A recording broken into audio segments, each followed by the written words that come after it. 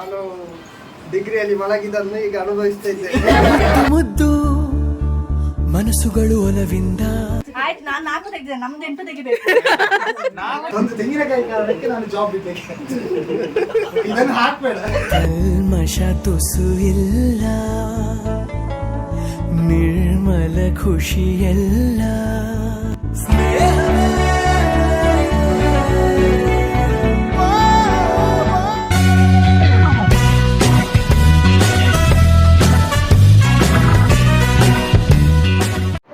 Hi, welcome back to Vijaya Kavitha's world YouTube channel. ನಾನು Kavitha Mani. So ಇವತ್ತೊಂದು special blog ಅಂತ ಹೇಳ್ಬೋದು. ಯಾಕಂತ ಹೇಳಿದರೆ 5-6 ವರ್ಷದ ಬಳಿಕ ಡಿಗ್ರಿ ಫ್ರೆಂಡ್ಸ್ ಎಲ್ಲ ಒಟ್ಟಾಗಿ ಸೇರ್ತಾ ಇದ್ದೇವೆ. ಕನ್ಯಾನ ನಮ್ಮ ಸರ್ನ ಮನೆಯಲ್ಲಿ ಎಲ್ಲರೂ ಕೂಡ ಒಟ್ಟಾಗಿ ಸೇರ್ತಾ ಇದ್ದೇವೆ. ಡಿಗ್ರಿ ಫ್ರೆಂಡ್ಸ್ ಅಂತ ಹೇಳಿದರೆ ಎಲ್ಲರೂ ಅಲ್ಲ, ಜಸ್ಟ್ ಒಂದು ಜರ್ನಲಿಸಮ್ ಕೋರ್ಸ್ನವರು ಮಾತ್ರ ಎಲ್ಲರೂ ಕೂಡ ಮೀಟ್ ಆಗ್ತಿದ್ದೇವೆ. ಎಲ್ಲರೂ ಕೂಡ ಬೇರೆ ಬೇರೆ ಕಡೆಗಳಲ್ಲಿ ಜಾಬಲ್ಲಿದ್ದಾರೆ. ಸೊ ಎಲ್ಲರೂ ಕೂಡ ದೂರ ದೂರದಿಂದ ಬರ್ತಿದ್ದಾರೆ. ಆ್ಯಂಡ್ ನಾವಿಲ್ಲಿ ಹತ್ತಿರ ಇದ್ದವರು ಹೋಗದಿದ್ದರೆ ಹೇಗೆ? ಸೊ ಹಾಗೆ ನಾನು ಕೂಡ ಹೋಗ್ತಾ ಇದ್ದೇನೆ. ಸೊ ಇವತ್ತಿನ ಕಂಪ್ಲೀಟ್ ವ್ಲಾಗ್ ತುಂಬ ಎಂಟರ್ಟೈನ್ಮೆಂಟ್ ಇರುತ್ತೆ. ಯಾಕಂತ ಹೇಳಿದರೆ ಎಲ್ಲ ನಮ್ಮದು ಮರ್ಲು ಗ್ಯಾಂಗ್ಸೇ. ಆಗ ಹಾಗಿದ್ರು, ಬಟ್ ಈಗ ಹೇಗೆ ಅಂತ ಗೊತ್ತಿಲ್ಲ. ತುಂಬ ವರ್ಷಗಳ ಬಳಿಕ ಎಲ್ಲರೂ ಕೂಡ ಮೀಟ್ ಆಗ್ತಿದ್ದೇವೆ. ತುಂಬ ಎಕ್ಸೈಟ್ಮೆಂಟ್ ಕೂಡ ಇದೆ. ಸೊ ಬನ್ನಿ, ಹಾಗಾದರೆ ಇವತ್ತಿನ ವಿಡಿಯೋ ಶುರು ಮಾಡೋಣ.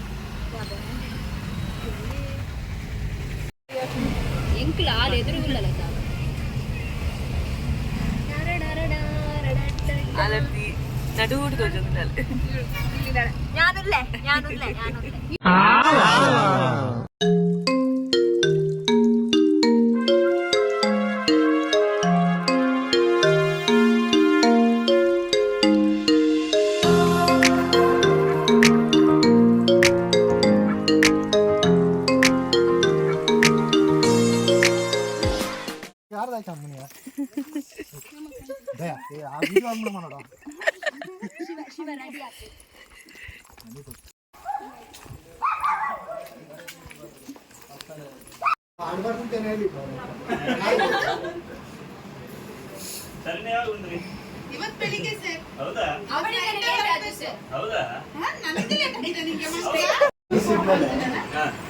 ಮುಗಿಸಿದ್ಮೇಲೆ VC ಅಲ್ಲೇ MCJ ಮಾಡಿದೆ. 2 ವರ್ಷ MCJ ಮಾಡಿದೆ.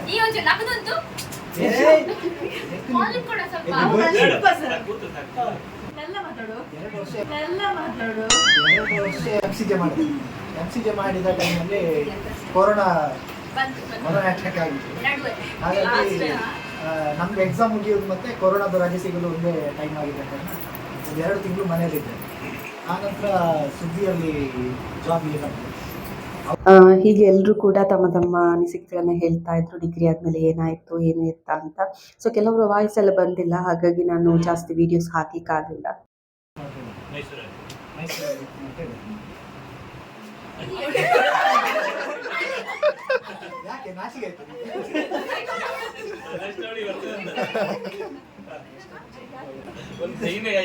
ಒಂದು ತೆಂಗಿನಕಾಯಿ ಕಾರಣಕ್ಕೆ ನಾನು ಜಾಬ್ ಬಿಡ್ಬೇಕು. ಇದನ್ನು ಹಾಕ್ಬೇಡ.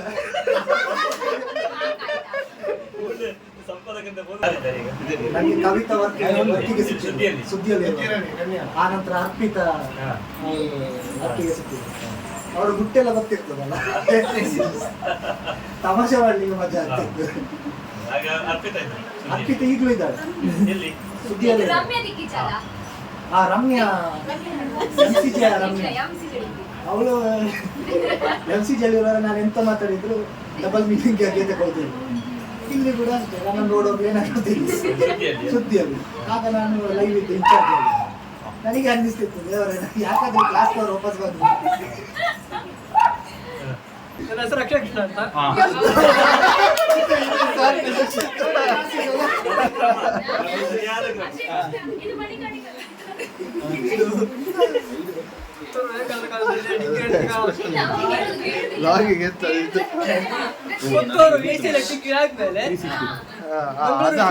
ಕ್ಯಾಂಪಸ್ ನಲ್ಲಿ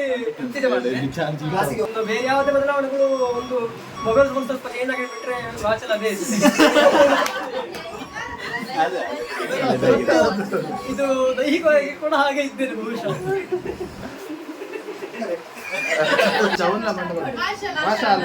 ಎಲ್ಲೆಲ್ಲಿ ಹೋಗ್ತದೆ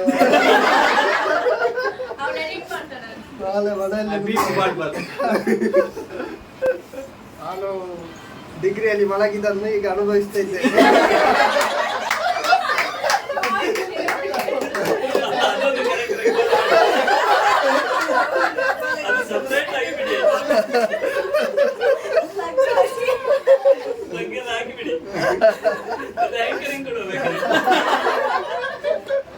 ಮತ್ತೆ ಡಿಗ್ರಿ ಆದ್ಮೇಲೆ ಏನು ಎಜುಕೇಶನ್ ಕಂಟಿನ್ಯೂ ಮಾಡಲಿಲ್ಲ, ಜಾಬ್ ಎಲ್ಲೂ ಸಿಗ್ಲಿಲ್ಲ. ಆಮೇಲೆ ಈಗ ಸ್ವಂತ ಒಂದು ಸಣ್ಣ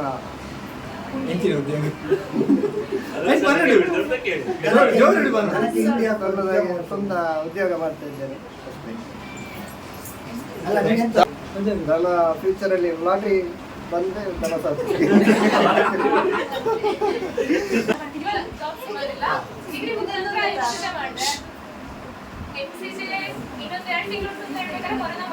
ಕೊರೋನಾ ಟೈಮಲ್ಲಿ ಸ್ವಲ್ಪ ವೆಬ್ಸೈಟಿಗೆಲ್ಲ ಧರ್ಮಕ್ಕೆ ಒಂದು ಸಿಗಲಿಲ್ಲ, ಇಂಟರ್ನ್ಶಿಪ್ ಸರ್ಟಿಫಿಕೇಟ್ ಸಿಗಲಿಲ್ಲ. ಮತ್ತೆ ಅದು ಹೋದ ನಂತರ ಕಾಲೇಜಲ್ಲಿ ಒಂದು ಟೀಚಿಂಗ್ ಜಾಬ್ ಆಯಿತು.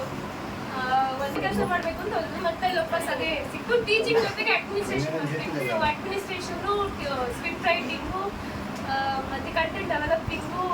ಸೊ ಅದಕ್ಕೆಲ್ಲ ಯೂಸ್ ಆದದ್ದು ನಮಗೆ MCJಲಿದ್ದ ಪ್ರಾಕ್ಟಿಕಲ್ಸ್. MCJಲಿ ನಮಗೆ ಯಾವುದೋ ಒಂದು ಪ್ರಾಕ್ಟಿಕಲ್ಸ್ ಮಾಡುವ ಹಾಗೆ ಇಲ್ಲ. ನಾವು ವಿಡಿಯೋ ಎಡಿಟಿಂಗು ಕಲಿಬೇಕಿತ್ತು, ಫೋಟೋಶಾಪು ಕಲಿಬೇಕಿತ್ತು, ವಾಯ್ಸ್ ಎಡಿಟಿಂಗು ಕಲಿಬೇಕಿತ್ತು, ವಾಯ್ಸ್ ಮಾಡ್ಯುಲೇಷನು ಕಲಿಬೇಕಿತ್ತು, ಕ್ಯಾಮ್ರಾ ವರ್ಕು ಕಲಿಬೇಕಿತ್ತು.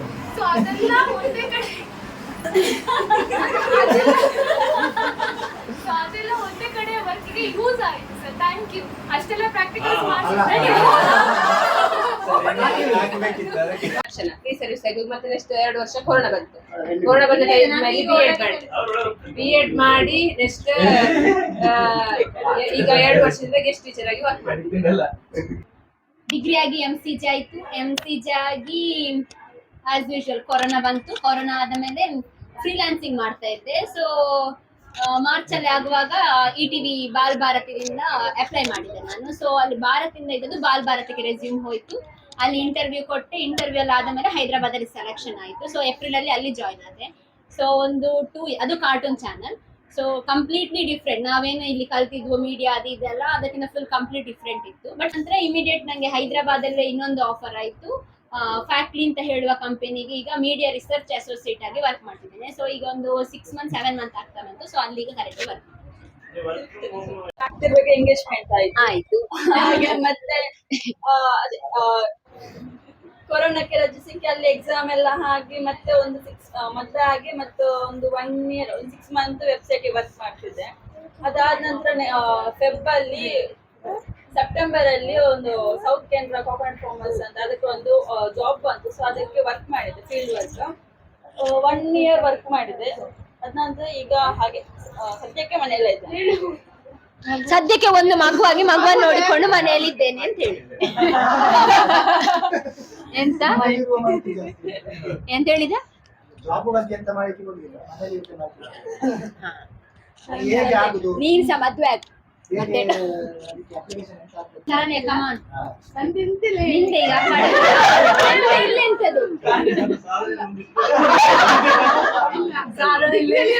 ಮ್ಯಾರೇಜ್ ಆಗಿದೆ. ಡಿಗ್ರಿ ಆದ ತಕ್ಷಣ ಪ್ರೆಗ್ನೆಂಟ್ ಆದ್ರೆ ಆಕ್ಚುಲಿ PG ಮಾಡ್ಬೇಕು ಅಂದಿತ್ತು. ಇವರೆಲ್ಲ ಹೇಳಿದ್ರು PG ಮಾಡು ರಕ್ತ ಸಂಬಂಧಗಳ ಮೀರಿದ ಬಂಧವಿದು. ಒಂದು ಕಾಮಿಡಿ ಕೇಳಿ. ಮೊದಲು ನನಗೆ ಒಬ್ಳು ಮೆಸೇಜ್ ಮಾಡಿ ಎಂಟು ಮದುವೆ ಬಲ್ಲಿಂದ 15 ಡಿಗ್ರಿ ಅಂತ ಕೇಳಿದ್ರು. ನಾನು ಹೇಳಿದೆ ಸರ್ ನಿನಗೆ ಆಗ ಲವ್ ಜೋರಿತ್ತು. ನಾನು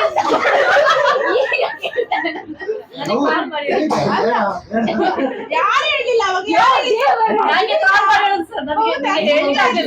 ನಿನ್ನ ಪ್ರಕಾರ ಎಜುಕೇಶನ್ ಇರುವಾಗ ಮದುವೆ ಆಗ್ಬೇಕು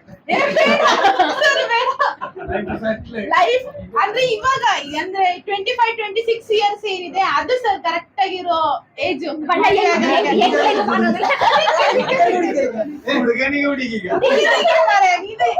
ನೀನು 30ಕ್ಕೆ ಆಗು ಅಷ್ಟೇ. ಆಮೇಲೆ ಡಿಗ್ರಿ ಆಯ್ತು. ಡಿಗ್ರಿ ಆಗ್ಬಿಟ್ಟು ಪ್ರೆಗ್ನೆಂಟ್ ಆದೆ.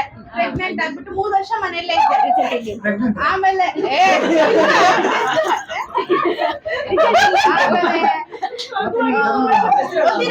ಇದು ಇವಾಗ ನನ್ನ ಮಗಳ ವರ್ಕ್ ಅಂದ್ರೆ 2 ವೀಲರ್ ಲೋನ್ ಮಾಡ್ಕೊಡೋದು.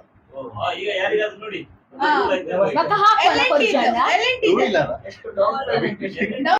ಅಹಿಂಗ ಇವಳ ಹೆಸರು 4 ವರ್ಷ 8 ತಿಂಗಳಾಯ್ತು ಅವಳಿಗೆ. ಅದು ಮೀನಿಂಗ್ ಏನ್ ಗೊತ್ತಾ ಸರ್? ಭೂಮಿಯ ಮೇಲಿನ ಸ್ವರ್ಗ ಅಂತ. ಅಹಿಕ ನಂದೆ ಸರ್ ಹರೀಶ್ ಭಾವ ತರಂಗ. ಹೇಳು ಭಾವ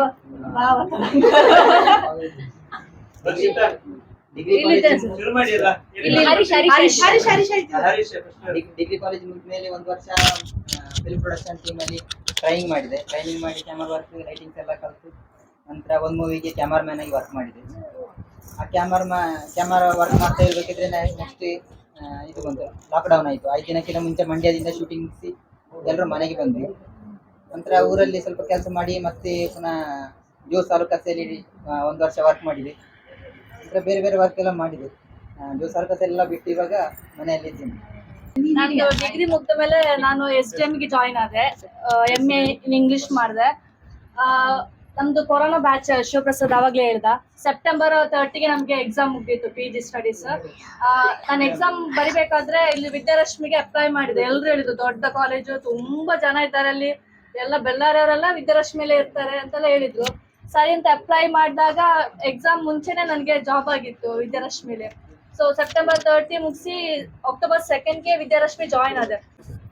ಮತ್ತೆ ಒಂದು 2-3 ಮಂತ್ಸ್ ಅಲ್ಲಿ ವರ್ಕ್ ಮಾಡಿದೆ. ಅಷ್ಟೊತ್ತಿಗೆ ಮಹಾವೀರ ಕಾಲೇಜಿದು MGM ಇದು ಆಫರ್ ಬಂತು MGMಗೆ. ಅಲ್ಲೂ ಫೇಲ್, ಇಂಟರ್ವ್ಯೂ ಹೋದಲ್ಲೆಲ್ಲ ಫೇಲ್ ಆಗ್ತಾನೆ ಇದ್ದೆ. ಮತ್ತೆ ಮಹಾವೀರದಲ್ಲಿ ಸಿಕ್ತು, ಅಲ್ಲಿ ಜಾಯಿನ್ ಆದೆ ಜಾನ್ವರಿಯಲ್ಲಿ. ಅಲ್ಲಿ 1.5 years ವರ್ಕ್ ಮಾಡಿದೆ ಇಂಗ್ಲಿಷ್ ಡಿಪಾರ್ಟ್ಮೆಂಟಲ್ಲಿ for both PUC and degree. ಅದಾದ್ಮೇಲೆ ಒಂಥರ ಕೆಲವೊಮ್ಮೆ ವರ್ಕ್ ಫ್ರಮ್ ಹೋಮ್ ಕೊಡ್ತಾ ಇದ್ರು, ಅಂದ್ರೆ ಆನ್ಲೈನ್ ಕ್ಲಾಸಸ್ ಮಾಡ್ಲಿಕ್ಕೆ ಕೊಡ್ತಾ ಇದ್ರು.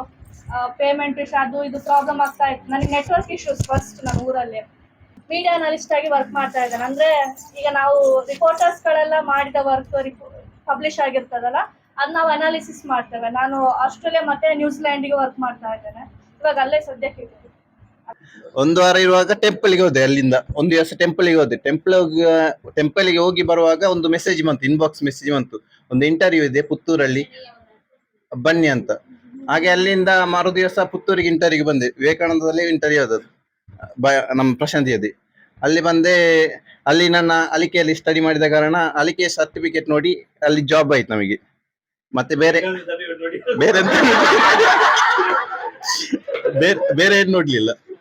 ಹಾಗೆ ಅಲ್ಲಿ ಅದೇ 2 ದಿವಸದಲ್ಲಿ ಜಾಯಿನ್ ಆಗ್ಲಿಕ್ಕೆ ಹೇಳಿದ್ರು. ಹಾಗೆ ಜಾಯಿನ್ ಆದೆ. ಅಲ್ಲಿ ಅವಾಗ 1.5 year ಜಾಬ್ ಮಾಡಿದೆ. ಆಮೇಲೆ ಕೊರೋನಾ ಬಂತು. ಕೊರೋನಾ ಬಿಟ್ಟೆ. ಅವಾಗ ಮಕ್ಳಿರ್ಲಿಲ್ಲ, ಹಾಗೆ ಮಕ್ಳೆಲ್ಲ ಮನೆಯಲ್ಲಿದ್ರು, ಹಾಗೆ ಬಿಟ್ಟೆ.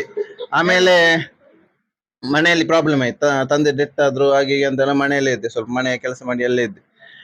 ಮತ್ತೆ ವಾಪಸ್ 2022-23 ಲಾಸ್ಟ್ ಇದ್ರಲ್ಲಿ ವಾಪಸ್ ರಿಟರ್ನ್ ಕರೆದ್ರು. ಹಾಗೆ ಈಗ ವಾಪಸ್ 1.5 year ಆಯ್ತು ಅಲ್ಲೇ ಇದ್ದೇನೆ ವಾರ್ಡನ್ ಆಗಿ. ಎಲ್ಲ ಕೆಲಸ ಮಾಡ್ತೇವೆ ನಾವು ವಾರ್ಡನ್ ಆಗಿ. ಎಲ್ಲ ಕೆಲಸ ಇದೆ. ಸ್ಕೂಲಿಂದ ಹಿಡಿದು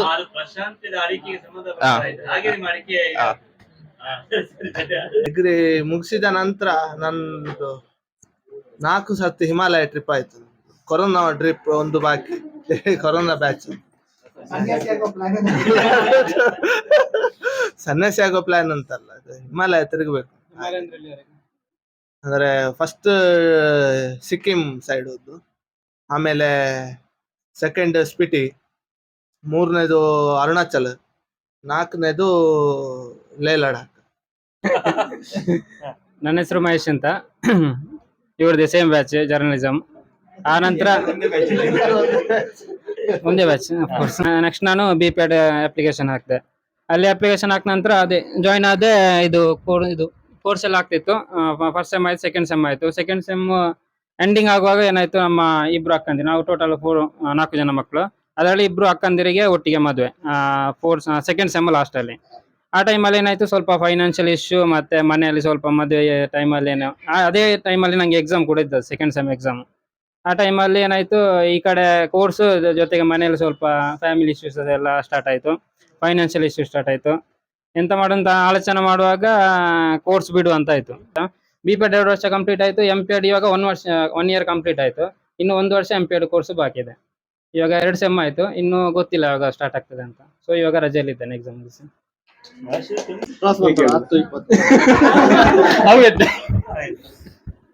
ನಾನು ಡಿಗ್ರಿ ಆದ ನಂತರ ಫಸ್ಟಿಗೆ ಒಂದು 2 months ಅಲ್ಲಿ ಬಿಂದು ಫ್ಯಾಕ್ಟ್ರಿಗೆ ಜಾಯಿನ್ ಆದೆ, ನೈಟ್ ಡ್ಯೂಟಿಯಲ್ಲಿ ಅವರ ಕೃಪೆಯಿಂದ.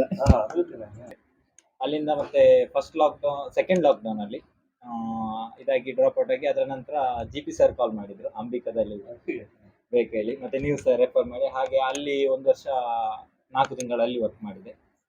ಅಲ್ಲಿಂದ ನಂತರ ಸಡನ್ ಆಗಿ ಬ್ಯಾಂಗ್ಳೂರಿಂದ ಒಂದು ಆಫರ್ ಬಂತು. ಇದಾಗಿ ಹಾಗೆ ಅಲ್ಲಿ ಹೋದೆ. ಅಲ್ಲಿ 1 ವರ್ಷ ಹೋಗುವಾಗ ಮತ್ತೊಂದು ಜಂಪ್ ಆದೆ. ಅದು ಆಫರ್ ಒಳ್ಳೇದಿಲ್ಲ, ಇಲ್ಲಿ ನೆಕ್ಸ್ಟ್ ಜಂಪ್ ಆಗುವಾಗ ಅದೊಂದು ಡಿಸೈನ್ ಬಾಕ್ಸ್ ಒಂದು ಕಂಪನಿ. ಫಸ್ಟಿಗೆ ಜನವರಿ ಹೋಗಿ ಫಸ್ಟಿಗೆ ರಾಣೆಬೆನ್ನೂರು ಹಾಕಿದ್ರು, ಅಲ್ಲಿ ಒಂದು ಕಾಂಗ್ರೆಸ್ ಲೀಡರ್ ಒಟ್ಟಿಗೆ ವರ್ಕಿಗೆ ಹಾಕಿದ್ರು. ಅಲ್ಲಿಂದ ನೆಕ್ಸ್ಟ್ ಇಮಿಡಿಯೇಟ್ ಅವರಿಗೆ ವರ್ಕ್ ಏನು ಖುಷಿಯಾಗಿ ಏನು ಅಂತ ಗೊತ್ತಿಲ್ಲ, ಲ್ಯಾಂಗ್ವೇಜ್ ಹಿಂದಿ ಬರ್ತದ ಅಂತ ಹೇಳಿ ಸೀದಾ ಜನವರಿ 27ಕ್ಕೆ ಕಾಲ್ ಬಂತು ಸಿಯೋದು, ನಿಂದು ID ಮತ್ತೆ ಹೆಸರು ಏಜ್ ಎಲ್ಲ ಕಳಿಸ್ಲಿಕ್ಕೆ ಹೇಳಿದ್ರು. ನಂಗೆ ಏನಂತ ಗೊತ್ತಿಲ್ಲ, ಕಳಿಸಿ ಸಂಜೆ ಆಗೋ ಫ್ಲೈಟ್ ಟಿಕೆಟ್ ಬರ್ತಾ ಇದೆ. 31ಕ್ಕೆ ಮೇಘಾಲಯಕ್ಕೆ ಹೋಗ್ಬೇಕು, 1 ತಾರೀಕಿಂದ ಅಲ್ಲಿಂದ ಕ್ಯಾಂಪೇನ್ ಶುರು ಆಗುತ್ತೆ ಹೇಳಿ. ಅಲ್ಲಿಂದ ಫುಲ್ 1 month ಫುಲ್ ಅಲ್ಲೇ ಇದ್ವಿ.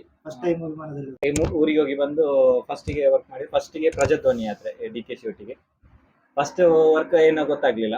ಎಲೆಕ್ಷನ್ ವರೆಗೆ ಸ್ವಲ್ಪ ತುಂಬಾ ಹೆವಿ ಇತ್ತು. ಈಗ ಮಂತ್ಲಿ DCM ಆದ ನಂತರ ಮಂತ್ಲಿ ಒಂದು 15 days ವರ್ಕ್, ಆಲ್ಟರ್ನೇಟಿವ್ ವರ್ಕ್ ಆಗಿ ಈಗ ಆರಾಮ್ಸೆ ಫ್ರೀ ವರ್ಕ್ ಆಗಿ DK ಅವರ ಜೊತೆನೆ ಇದು ಚಾಪರ್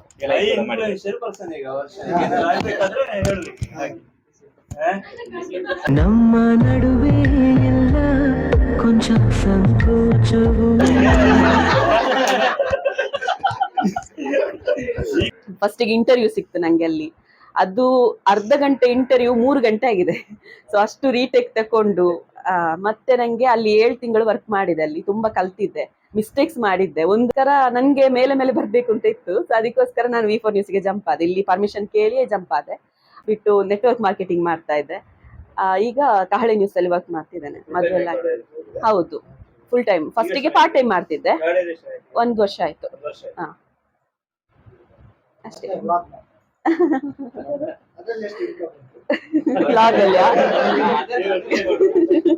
ಲಾಗಲ್ಲಿ ಇನ್ಕಮ್ ಅಂತ ಇನ್ನು ಈಗ ಸ್ಟಾರ್ಟ್ ಆಗಿದೆ, ಬರ್ಲಿಕ್ಕೆ ಸ್ಟಾರ್ಟ್ ಆಗಿದೆ, ಮೊನಿಟೈಸ್ ಆಗಿ ಬರ್ಲಿಕ್ಕೆ ಸ್ಟಾರ್ಟ್ ಆಗಿದೆ. $50 ಆಗಿದೆ. ಆಗಿದೆಯಲ್ಲ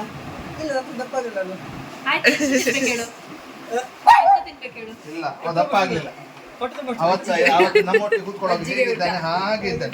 ಅದೇ ಹೇಳಿದಲ್ಲ, ಸೇಮ್ ವಾಚ್ ಸೇಮ್ ಮೊಬೈಲ್ ಒಂದು ಚೇಂಜ್ ಆಗಿದೆ, ಅದಕ್ಕೆ ಕೆಲಸ ಗೊತ್ತಲ್ಲ ಹಾಗೆ. ಇದು ಇಷ್ಟೇ ಅಲ್ಲ, ಉಂಟು ಒಳಗೆ ಗಮನ ಬೇಡ, ಲೆಕ್ಕದ್ದೇ ಊಟ ಮಾಡುವಂತ ಬೇಡ ಅವರಿಗೆ ಬಡಿಸುವ. ಅವಳಿಗೆ ಉಪ್ಪಿನಕಾಯಿ ಆಗ್ತದ ಅಲ್ಲ, ಅವಳು ತಿನ್ನೈತೆ ತೊಂದ್ರೆ ಇಲ್ಲ, ಅವಳಿಗೆ ಖಾರ ಆಗುವುದಿಲ್ಲ. ಅದು ನಿಂಗೆ ಪ್ಲಸ್ ಅಲ್ಲ.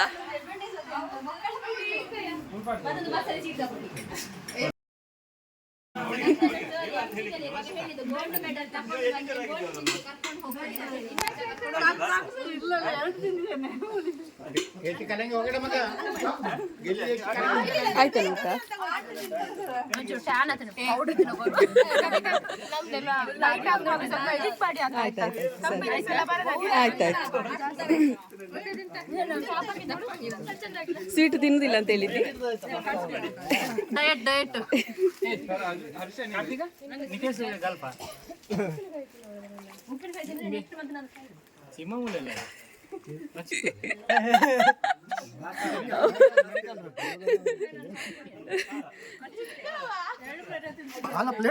ಏತ್ನೇ ಸರ್ತಿದೆಯಾ?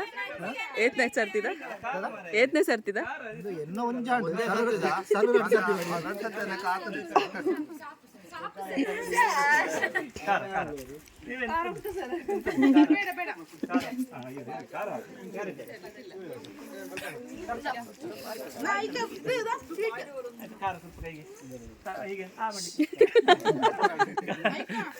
ಖಾರ ಸ್ವಲ್ಪ ಖಾರ ಸ್ವಲ್ಪ ಖಾರ ಖಾರ ಇಲ್ಲ ಸರ್ ಬ್ಯಾಂಗ್ಳೂರ್ ಮಂಗಳೂರು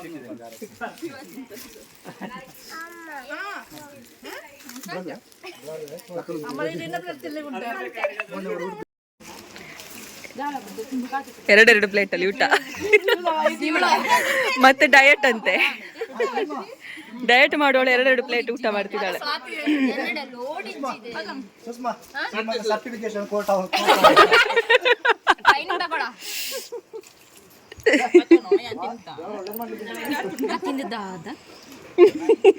ಇನ್ನು ದಾದ ಅನ್ಯಾನ್ಕಿ ಇನ್ನು ಏನಂದ ದಾದ ಇನ್ನು ದಾರಿ ಬಾಳೆ ಓ ಬಾಳೆ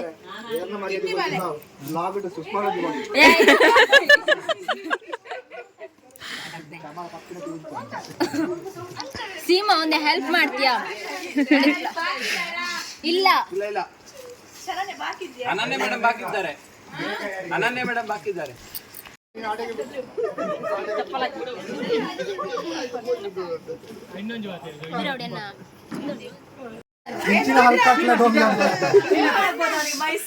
ಏನು ವಿಡಿಯೋ ಅಂತಂದಿಲ್ಲ.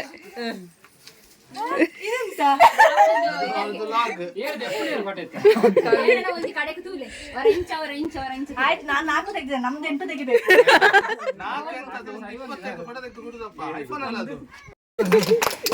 ಚಪ್ಪಲ ಕಾಣ್ತಿರೋದು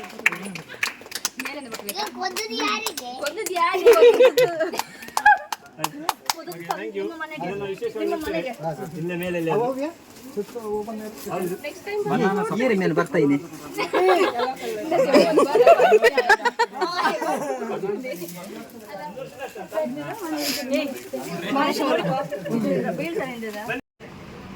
ಕವಿಗಳು ಕೊರೆಯುತ್ತಾರೆ ಹೊಸದೆಲ್ಲ ಈ ಟೀಕೆ, ನಾನು ಕೇಳುತ್ತೇನೆ ಅರರೆ ಕೊರೆಯಬಾರದೇಕೆ?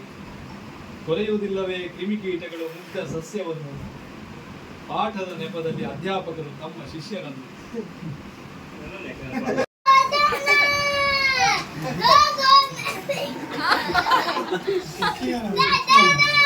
ಯಕ್ಷಗಾನ ಮಾಡಿ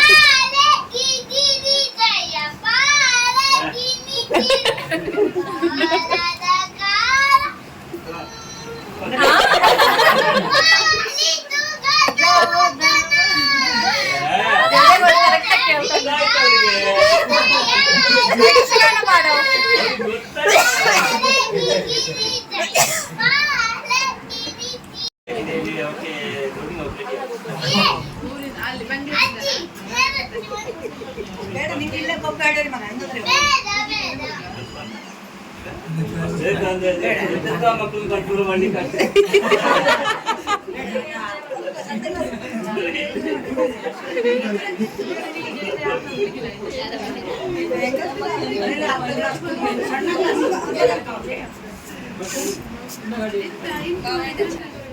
ಹಾಗಾಗಿ ಮಕ್ಕಳ ಮೇಲೆ ಉಂಟಲ್ಲ ಮಾಸ್ಟರ್ ಪಾಪ ಎಲ್ಲ ಪಾಪ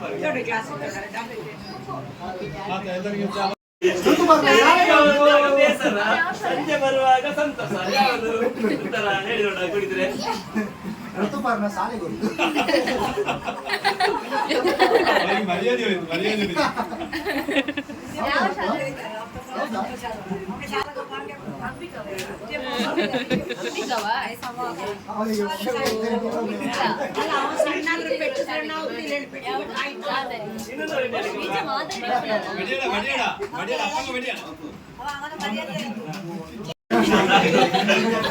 ಅಕ್ಷಯ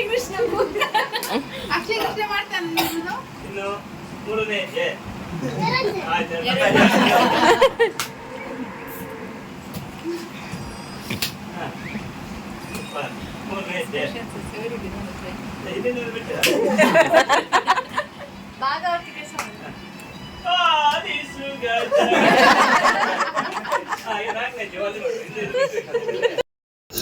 ತುಂಬ ಖುಷಿ ಕೊಟ್ಟ ವಿಷಯ ಏನು ಗೊತ್ತಾ? ಸೊ ಇದು ನಮ್ಮ ಲೆಕ್ಚರ್ ರಾಕೇಶ್ ಕಮ್ಮತಿ ಸರ್ನ ಮಗ.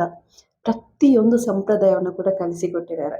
ಅವ್ರು ಎಷ್ಟು ಜಾಲಿ ಇರ್ತಾರೋ ಅಷ್ಟೇ ಸಂಪ್ರದಾಯವನ್ನು ಈ ಮಗನಿಗೂ ಕೂಡ ಕಲಿಸಿಕೊಟ್ಟಿದ್ದಾರೆ. ಯಕ್ಷಗಾನ ಆಗಿರ್ಬೋದು, ಸಾಂಗ್ ಆಗಿರ್ಬೋದು, ಪ್ರತಿಯೊಂದನ್ನು ಕೂಡ ಹೇಗೆ ಏನು ಅಂತ ಎಲ್ಲವನ್ನು ಹೇಳಿಕೊಟ್ಟಿದ್ದಾರೆ. ಅವರ ಒಂದು ಬಾಂಡಿಂಗ್ ನೋಡಬೇಕಾದ್ರೆ ತುಂಬ ಖುಷಿ ಆಯಿತು. ಇಂಥ ಲೆಕ್ಚರ್ ಬಹುಶಃ ಯಾರಿಗೂ ಕೂಡ ಸಿಗಲಿಕ್ಕಿಲ್ಲ. ಆದರೆ ನಮಗೆ ಅದೃಷ್ಟ ಅಂತ ಹೇಳ್ಬೋದು, ಇಂಥ ಒಂದು ಲೆಕ್ಚರ್ ಸಿಕ್ಕಿದ್ದು. ಇಷ್ಟು ಜಾಲಿ ನೋಡ್ಬೋದು ನೀವು ನಮ್ಮ ಜೊತೆ ಎಷ್ಟು ಜಾಲಿಯಾಗಿದ್ದಾರೆ. ಒಂದು ಲೆಕ್ಚರ್ ಆದವರು ಸ್ಟ್ರಿಕ್ಟ್ ಆಗಿರ್ಬೋದು, ಆ ಥರ ಎಲ್ಲ ನೋಡಿರ್ಬೋದು. ಇಂಥ ಲೆಕ್ಚರ್ ಸಿಕ್ಕಿದರೆ ಖಂಡಿತ ಏನು ಬೇಕಾದರೂ ಮಾಡ್ಬೋದು. ಅಷ್ಟು ಸಪೋರ್ಟ್ ಮಾಡಿದಂತಹ ಲೆಕ್ಚರ್ ನಮಗೆ ಇವರು. ಎಲ್ರಿಗೂ ಕೂಡ ಫೇವ್ರೇಟ್, ಒಬ್ರಿಗಿಬ್ರಿಗೆ ಅಂತಲ್ಲ, ಪ್ರತಿಯೊಬ್ಬರಿಗೂ ಕೂಡ ಇವರು ಫೇವ್ರೇಟ್ ಲೆಕ್ಚರ್. ಸೊ ಅಷ್ಟು ಅವರು ಹೇಗಿದ್ದಾರೋ ಸೊ ಅವರ ಮಗನಿಗೆ ಕೂಡ ಅದೇ ರೀತಿಯ ಒಂದು ಸಂಪ್ರದಾಯವನ್ನು ಕೂಡ ಕಲಿಸಿಕೊಟ್ಟಿದ್ದಾರೆ. ರೆಡಿ